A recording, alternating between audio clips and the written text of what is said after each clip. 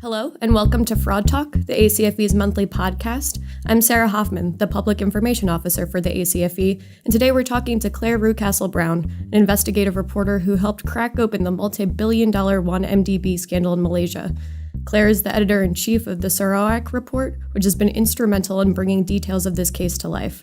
She will also be receiving the ACFE Guardian Award at the 29th Annual ACFE Global Fraud Conference this June 17th through 22nd in Las Vegas. Thank you so much for joining us today, Clare. Well, thank you. Thank you for supporting me over the past year or so by following the work that I've been doing. Just to start off, can you tell our listeners a little bit about how you first stumbled upon this story that's now been going on since back in 2010, correct? Was kind of when things started churning? Yes. I mean, I had a personal connection with Sarawak, which is a distant country based in the Borneo jungle. It's part of Malaysia. And I grew up there, and as a result, I had been following particularly the deforestation issues, which, were very troubling to me, and perhaps not sufficiently widely known about worldwide. When I got my opportunity, which was during a career break linked to my kids, as a journalist, I started looking at this, with a professional eye, and really to see what I could do. I started by traveling back to Sarawak. That was actually first time in 2006. And I started making a film about the situation in the interior. And, of course, the more I traveled and the more I met the indigenous people who were being affected by the deforestation, the more troubled and motivated I was to get this story out. So it was very much sort of from the bottom upwards that I approached the 1MDB scandal. This wasn't a high finance investigation.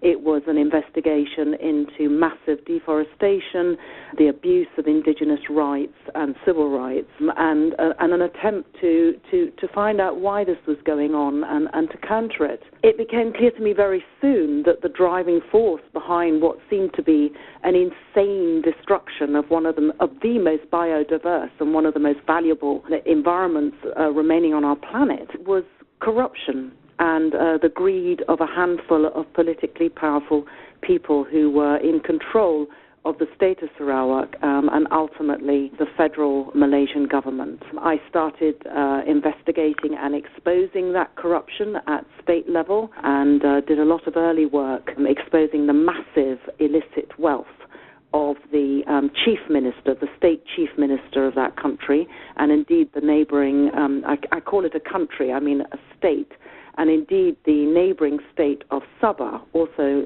in East Malaysia, where you saw the same dynamics of corruption-driven, clear-cut deforestation to be replaced by oil palm plantations. Having done some fairly comprehensive work over about 3 years, I started to become frustrated because the Malaysian Anti-Corruption Commission had done some magnificent work reproducing its own reports, to an extent perhaps prompted by some of my exposés, into these two corrupt senior government figures. And yet nothing was being done at a federal level, and that was quite clearly owing to the intervention of the Prime Minister of Malaysia, who was very close to these two political figures and needed them to deliver vital votes in the federal elections.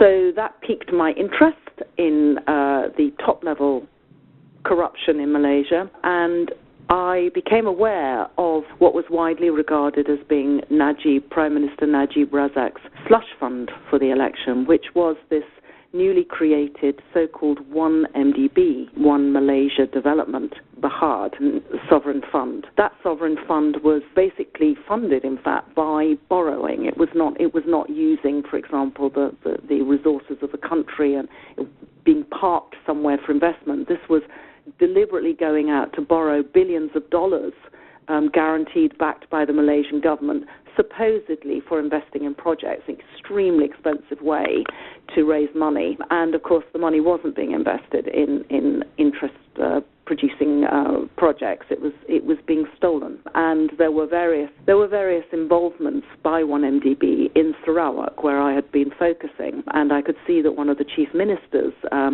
major corporate concerns had been bought out for a very large some to his obvious satisfaction by 1MDB, and from there, I started looking a little bit more at the fund.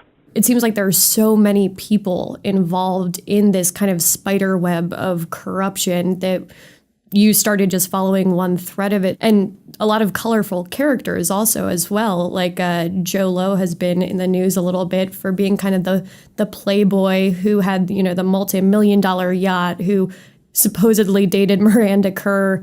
Can you talk a little bit about some of the characters involved in this big story? You can shine a light, and I guess that's the role of a reporter. You shine a light on one aspect of an affair and tug the thread, as it were.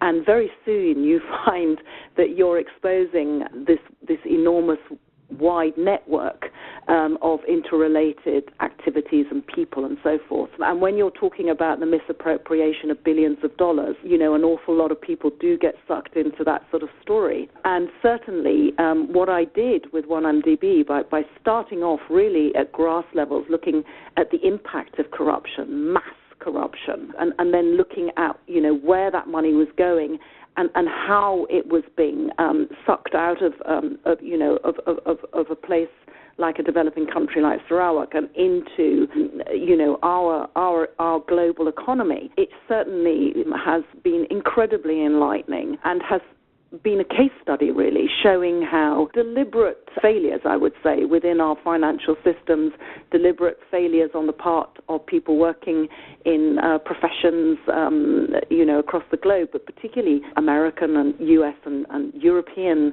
professionals were working with these corrupt individuals in these countries of poor governance to get that money out and invested where those corrupt politicians wanted it invested, as you say, in America and Europe and in fancy yachts. Another aspect of this was really, this is in a way the role of journalism, which is to ask questions about things that don't look right.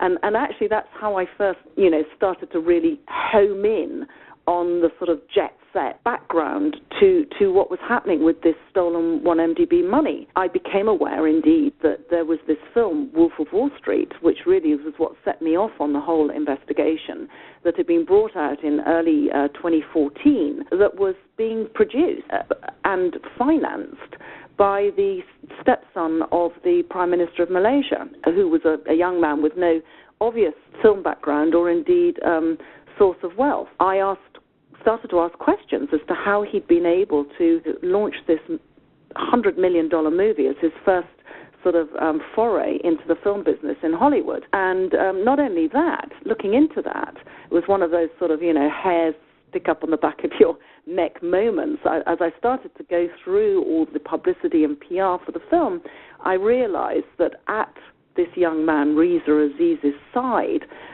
throughout the promotion of the film, was the young tycoon, Malaysian tycoon Joe Low. And it was well known that Joe Low was very closely connected to the 1MDB fund as an advisor to Reza Aziz's stepdad, Prime Minister Najib Razak. And really that was sufficient for me to just ask some well-positioned questions about what was going on. Joe Low was already a headline grabber because he had, in his mid-20s, suddenly appeared to have landed enormous wealth and was wowing the nightclubs of New York and the casinos of Las Vegas with his world record-beating expenditures on champagne. And indeed, he's not perhaps the most physically prepossessing young man, but he was hooking himself some amazing party candy, and that included Paris Hilton, who I was soon able to find was being paid $1 million each time she went out with him, and indeed Miranda Kerr, who was the first person to partner him on a nice little trip around the Caribbean on his brand new $250 million yacht, which he acquired from money he'd stolen from 1MDB. So it soon became a great fun experience, actually, unmasking the money trails of 1MDB, because you just couldn't help but be, entranced by the glitz and the glamour and the outrageous excesses of these various high-profile casts that was included in what will probably become its own movie, the movie of 1MDB. Other players were, of course, Leonardo DiCaprio, who became a gambling buddy of Joe Lowe's and Reza's. He was, in fact, he got to know them through being the actor number one, as the DOJ described him in their first court filing on 1MDB. He was the star of Wolf of Wall Street, and I was often provoked to think that the film, the movie, wasn't really half as outrageous, in fact, as the real life that was going on behind it, as about $4 billion was splashed on fun and excess by this cast of characters in real life. It definitely has made headlines here as far as, the assets now that are getting seized from both Leonardo DiCaprio and from Red Granite Pictures, the company itself. And it's very, glitzy, kind of like the Picasso was seized, and this $10 million diamond necklace belonging to Miranda Kerr that was a gift was seized, and that they're cooperating. But behind also all that glitz and all that kind of what pulls you into this story, I know that a whistleblower that you used specifically to help break open this case and do a lot of reporting, Xavier Justo, and he ended up in prison for a couple of years due to some charges brought against him. And I know that you also have endured some harassment based on your reporting. Can you talk a little bit about what you've had to deal with? There's all the fun of the glitz and the glamour, but this is a story that makes me and of course most Malaysians very, very angry, because we need to remember that the money that was splashed out on all this success was actually raised in the name of development. And I had spent the past few years looking at the deprivation of the indigenous peoples in Malaysia who have, no access to hospital care or proper education, and indeed some of them are starving. And so it made so many of us very angry. And that was why I found that I was being approached by a number of the whistleblowers who I was able to reach out to, because under all they shared that anger. So many of my sources have had terrible consequences, I have to say, and that as the vindictive backlash took place, Xavier, it was always obvious that he was going to be identified as my original whistleblower, because the Malaysian government and the company Petra Saudi that he had worked with, who had done the first dirty deal with 1MDB in order to siphon out the first $2 billion, Xavier had worked for Petra Saudi, and they knew he had the data on that deal. And so when I exposed the story, they orchestrated his arrest in Thailand, where he was imprisoned for 18 months until finally the story began to emerge and his innocence became pretty obvious, and the Swiss were able to get their national released. And he's now back in Switzerland pursuing this terrible, crime that was done against him. But I've had other people, one of my sources ended up brutally murdered. He was found, he was hijacked out of his car in mid-traffic in Kuala Lumpur and was next found in a cement barrel underwater, and he'd been brutally murdered. Others of my sources have had attempts on their lives as well. And there's been a lot of fairly blatant harassment of me. I've experienced constant attempts to hack and disrupt me. Disrupt my operation, attack my site. I've been subject to surveillance and stalking here in London, and of course the Malaysian government has categorised me as a criminal, put out a warrant for my arrest, and attempted a red notice against me to have me extradited to Malaysia, where I'm accused of purveying false news. So I guess these are all the sorts of tactics that I would, I think it's fair enough at this stage of the investigation to describe the regime in Malaysia as a criminal regime. And these are the sorts of tactics that you would expect a criminal regime to indulge in, as the Prime Minister attempts to cover up his involvement in this. And all of that is absolutely horrendous, that is happening to people just trying to expose truth and to whistleblow. We always talk about the importance of whistleblowers in exposing fraud here. It's always disheartening to hear about the consequences, as you mentioned, that sometimes come from that. Going off a little bit, though, to talk more about Prime Minister Najib, since this is it's corruption, it's incredibly political, and I know that there's an election coming up. Do you think that over the past year or 2 years, with increased publicity and increased reporting, not just in Southeast Asia but worldwide, do you think that will have any effect on this upcoming election or his regime? It certainly had a very big effect on people's perception of the Malaysian government. In fact, at the last election, there was a bit of a bounce because, in fact, although the political party that Najib Razak represents, which has been in power uninterrupted since independence and has a sort of mafia-like party control over the country, having been in power for so long, Najib himself was quite new at the last election and was more popular than his largely hated party. He didn't win the popular vote at the last election. The opposition leader, who he then orchestrated to put in prison and who will remain in prison throughout the next election, actually got more votes, but owing to considerable gerrymandering, that the substantially more seats were still garnered by the established ruling BN coalition. The proof that Najib himself is even more corrupt, really, than anyone else in BN has been up till now, has definitely impacted and given him a massive challenge at this election. I, like many other bystanders, will have to see whether the extraordinary lengths to which he's gone to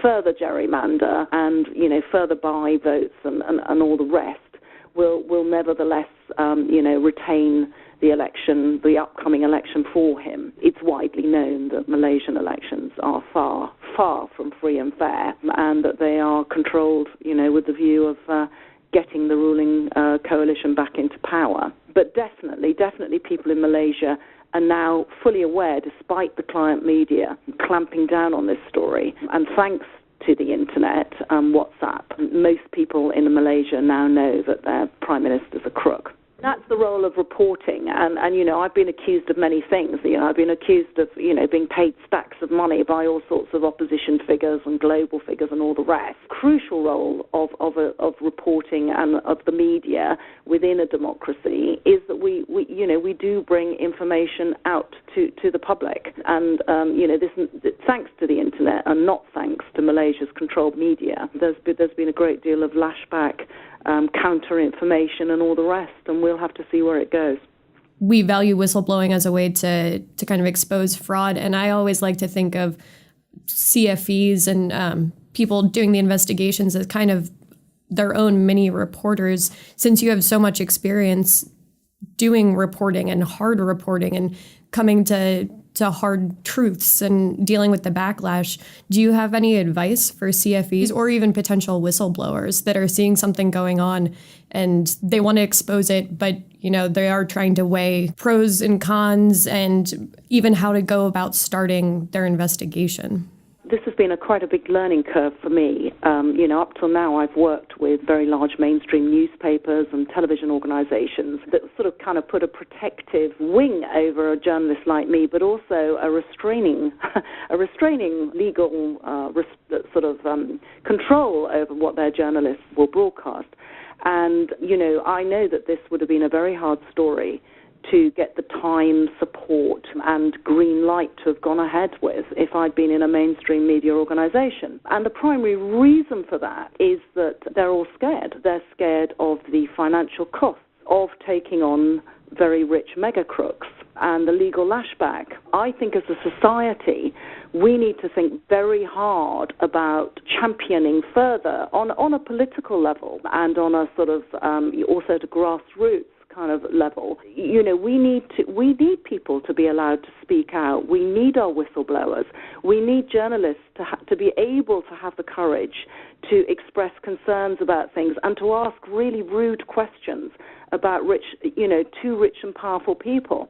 There are so many weapons that have now been honed for the use of the criminally rich Not, financially, there's the whole offshore system that enables them to hide so much. Total lack of transparency that enables people like, Najib to steal from their own countries and then hide that wealth and reinvest it in our countries, our capitals, where they can then influence our decision makers. All this is going on, and journalists are actually very cowed at the moment. If you speak to any mainstream journalist, the whole role of investigative journalism is perilously under threat. And I think we need to champion that. We need to give more protection to journalists who are not maliciously going after people, but who are genuinely going after, the powerful on behalf of the public interest.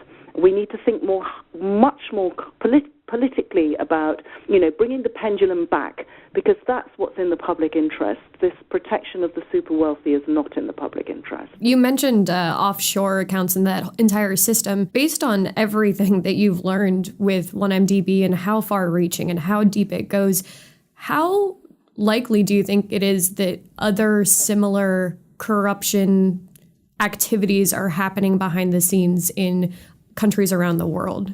All your audience who are knowledgeable about fraud know exactly that the 1MDB story is just the tip of the iceberg. I was able to shine the light on something in a way that, is very rarely achieved, to get a case study. But if you look at that case study, it's such an obvious route. Whether you're making your money out of timber corruption, like the mafias in Borneo, who are, in fact, spreading, using their wealth to spread into every remaining timber location on the planet. There's a whole mafia working there, whether that's your dirty operation or whether it's people trafficking or prostitution or drugs. You can likewise, and why wouldn't you, use the offshore financial system to hide your cash and then have it pop up with you as its respectable beneficiary in societies like United States and Britain and elsewhere. And indeed, your recently fired Deputy Director of the FBI, who championed the 1MDB case initially, Andrew McCabe, he, in his speech on this, pointed exactly to this danger that dirty money that can be funneled into once less corrupt communities can then start to contaminate our own societies, create influence over our decision-making processes, and become a menace to law and order, not just back in places like Borneo, but here as well. And I've yet to find sufficient excuses for the offshore system that convince me that the trade-off is acceptable.